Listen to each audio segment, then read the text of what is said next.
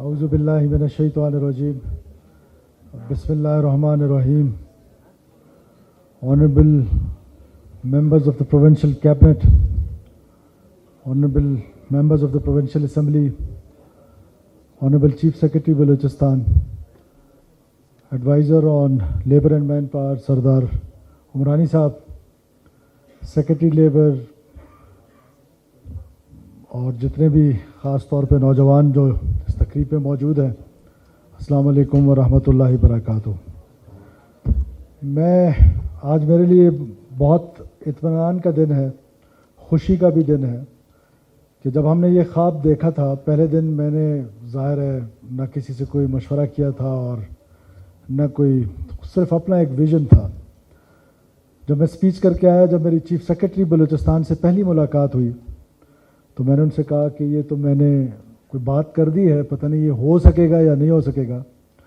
تو انہوں نے کہا سر فکر نہیں کریں، ہو جائے گا، ہم راستہ نکال لیں گے. اور آج اللہ کا فضل ہے، بہت چھوٹا سا پودا ہے، یہ انشاءاللہ ایک تناور درخت بنے گا. اور یہ 30,000 تک تو ہمارا 5 سال کا پلان ہے. ہم انشاءاللہ تعالیٰ جب آنے والی حکومتیں ہوں گی اور اس کے آنے والی حکومتیں، تو ایک ٹائم ایسا آئے گا کہ بلوچستان میں یہ تعداد جو ہے بہت آگے تک چلی جائے گی. اور اس کے پیچھے کیا سوچ تھی؟ وہ سوچ صرف یہ تھی کہ بلوچستان کا نوجوان جو کہ بے روزگار بھی ہے، یوتھ سے ڈس انٹیگریٹ بھی ہے، اسٹیٹ سے ڈس انٹیگریٹ بھی ہے اور پریشان بھی ہے کہ کوئی ایسا ذریعہ نہیں ہے کہ جہاں وہ اپنے لیے روزگار کا موقع دیکھ سکے. نہ یہاں پر کوئی انڈسٹریز ہے، نہ یہاں پر کوئی کارخانے لگے ہوئے ہیں، نہ زمینداری کے لیے بھی ماں سوائے ایک ڈویژن کے وہاں پر کچھ بھی نہیں ہے. تو ایسے میں یہ سوچ آئی کہ کیوں نہ پوری دنیا کو، جہاں پر سکل لیبر کی ضرورت ہے، پوری دنیا کو لوگ چاہیے، پوری دنیا کو یوتھ چاہیے، اور وہی یوتھ ہماری اسٹرینتھ ہے.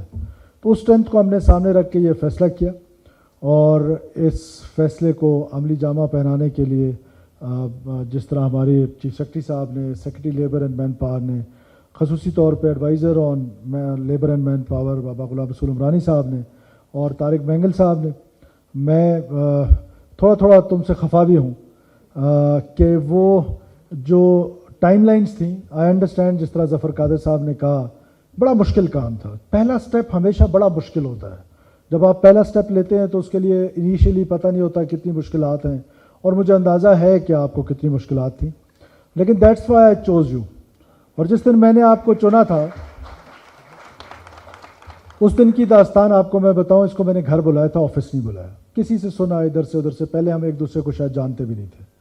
تو مجھے پتہ چلا کہ بڑا تگڑا افسر ہے اور یہ وہ ڈوئر ہے. تو میں نے اس کو گھر بلایا اور گھر بلا کے کہا کہ قانون کچھ بھی نہیں ہے، کوئی لا کچھ بھی نہیں ہے. مجھے یہ بچے بھیجنے باہر، بلوچستان کی یوتھ کو روزگار دینے، جس قانون کو بلڈوز کر رہے ہیں میرے کھاتے میں بلڈوز کرتے جاؤ، پر یہ کام کر کے دو. تو آئی واز ایکسپیکٹنگ کہ آج شاید زیادہ بچے جائیں گے، لیکن چلو یہ سٹارٹ ہے اور میں اس سٹارٹ سے خوش ہوں. لیکن اس امید کے ساتھ کہ June is now the deadline. جو فرسٹ بیچ ہے 2300 کا، وہ جون کو جانا چاہیے، ورنہ تمہارے جیسے تگڑے افسر لائن میں بہت کھڑے ہیں، تو they will replace you. And this is how the world is. So if I am not working, someone will come and replace me. So I have given you the task. میرا فل faith ہے آپ پر، میرا پورا یقین ہے آپ پر. I trust you, you are one of the best, but you have to deliver. اور یہ جون تک ہر صورت میں مجھے یہ 2300 بچے باہر بھیجنے ہیں، اور جون کے بعد تاکہ ہم اگلے سال کی تیاری کریں. اب بچوں کے لیے جو باہر جا رہے ہیں، it is not a free lunch. یہ انیشلی تو ہم نے شروع کیا تھا کہ آج حکومت پاکستان ٹیکس پیئرس کے پیسوں سے آپ کو بھیج رہی ہے باہر. 2 مقصد ہیں اس کے، ایک تو روزگار، دوسرا وہ ریمیٹنسز جو پاکستان کو ملنے ہیں، اس سے پاکستان نے ڈالرز کی شکل میں آنا ہے، پاکستان نے اس پہ اسٹرینتھن ہونا ہے، اکانومی نے اسٹرینتھن ہونا ہے، آپ نے اپنی فیملیز کو اسٹرینتھن کرنا ہے. لیکن ساتھ ساتھ آپ ہمارے ایمبیسڈرز بھی ہیں. جب آپ ہمارے ایمبیسڈرز ہیں، آپ سب سے پہلے بلوچستان کے ایمبیسڈر ہیں اور سب سے بڑھ کر پاکستان کے ایمبیسڈر ہیں. آپ جب وہاں پر جائیں تو آپ کو یہ پتہ ہونا چاہیے کہ آپ نے کسی ایسے کام میں نہیں پڑنا ہے کہ جس سے جو آنے والے آپ کے رشتہ دار ہیں، دوست ہیں، احباب ہیں، قوم کے لوگ ہیں، ان کے لیے آپ وہ دروازے بند کر دیں. آج کتنا دکھ ہوتا ہے کہ گلف میں سب سے زیادہ پاکستان کے لوگ ہوتے تھے. آج بحیثیت وزیر، وزراء، مشیر چیف منسٹر, بڑے بڑے بزنس مین, ان کو ویزاز لینے میں تکلیفیں ہو رہی ہیں. اس کی وجہ میں نہیں ہوں, اس کی وجہ وہ لوگ ہیں جنہوں نے جا کے وہاں پر بیڈ ڈوئنگس کیے ہیں. آپ نے وہ بیڈ ڈوئنگس نہیں کرنی ہے, اور ہم نے یہ فیصلہ کر لیا آپ کی حکومت نے کہ ہم اپنے یوتھ کو دوبارہ انٹیگریٹ کریں گے with the state of Pakistan. اور وہ تبھی ممکن ہے کہ جب ہم گڈ گورننس, میرٹوکریسی اس کو پروموٹ کریں, اور یہ سارے پروگرامز پروموٹ کریں جس میں اسکل ڈیولپمنٹ ہے, جس میں ہمارا آسان شرائط پہ سود کے بغیر قرضہ جات ہیں, اور یہ سب کچھ ہم اپنے پرائیویٹ پارٹنرز کے ساتھ مل کے کر رہے ہیں. اور پرائیویٹ پارٹنرز جو بیٹھے ہوئے ہیں, آپ کو انڈکٹ کرنے کا ہماری حکومت بھی شاید یہ کام کر سکتی تھی. اس کی وجہ یہ تھی کہ آپ کی ایفیشنسی زیادہ ہے, اور اگر آپ کی ایفیشنسی کا بھی یہ عالم ہے کہ اتنا عرصہ گزرنے کے بعد اٹ از سو سلو, تو this is again alarming. So please, وہ کہتے ہیں نا خوگر ہم سے تھوڑا گلا بھی سن لے, تو ہم آپ کے خوگر ضرور ہیں, لیکن آپ نے اور محنت کرنی ہے. یہ ہمارے آنے والی نسلوں کے سروائیول کا مسئلہ ہے. یہ ہماری یوتھ کو آپ باقی بلوچستان کی یوتھ کے ساتھ کمپیئر نہ کریں.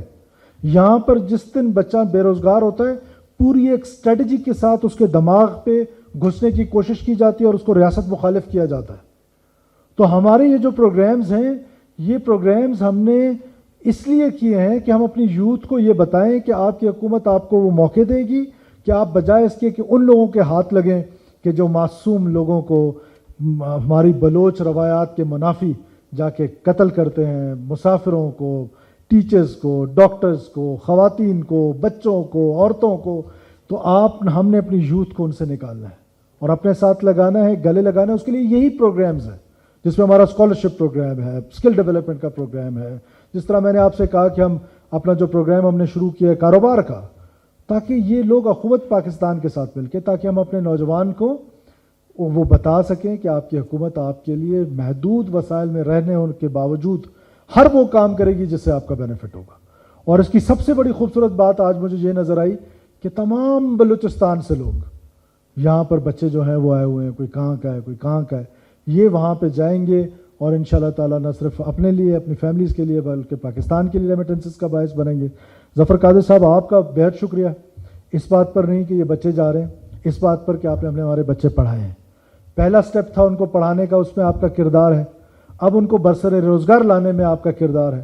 تو ہماری تو شاید آنے والی نسلیں بھی آپ کا قرضدار رہیں گی. میں آپ کا بہت تہہ دل سے شکریہ ادا کرتا ہوں, اس امید کے ساتھ کہ یہ جتنے بھی لوگ ہیں, آنریبل جو ایڈوائزر ہیں, آپ نے اس میں تھوڑا سا اور لیڈ لینی ہے. اور میں ایک بار پھر یہ رپیٹ کر رہا ہوں کہ بائی جون یہ سارے بچے جو ہیں وہ ان کو جانا چاہیے. اور میں نے جب honourable chairman Pakistan Peoples Party کو بتایا کہ یہ ہم نے ایک پروگرام سٹارٹ کیا ہے, تو انہوں نے کہا یہ تو بہت اچھا پروگرام ہے, کر لو گے؟ میں نے کہا سر انشاءاللہ کر لیں گے. اور جب میں نے بتایا کہ میں 30,000 سوچ رہے ہیں, تو میرے ایک دوست ظہور بلیدی صاحب نے بھی کہا اوور ایمبیشیس ہے, انہوں نے بھی کہا دیکھ لیں ہو جائے گا. میں نے کہا ہو جائے گا. تو آج ظہور صاحب انشاءاللہ تعالیٰ یہ درخت جو ہے وہ پھل دینے لگ گیا ہے, یہ تناور درخت بنے گا اور انشاءاللہ تعالیٰ یہ پھل دے گا.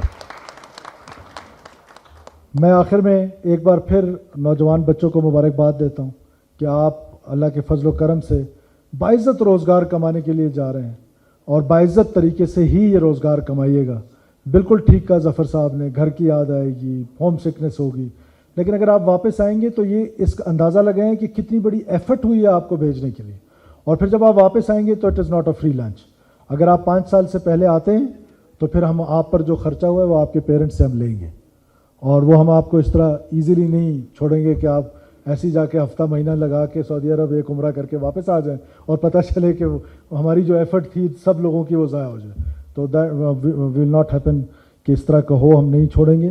اور انشاءاللہ تعالیٰ مجھے یہ امید ہے کہ آپ وہاں جا کر بہت محنت کے ساتھ, بہت عزت کے ساتھ اپنا کاروبار کریں گے. آپ سب لوگوں کا بہت شکریہ. پاکستان ہمیشہ زندہ باد.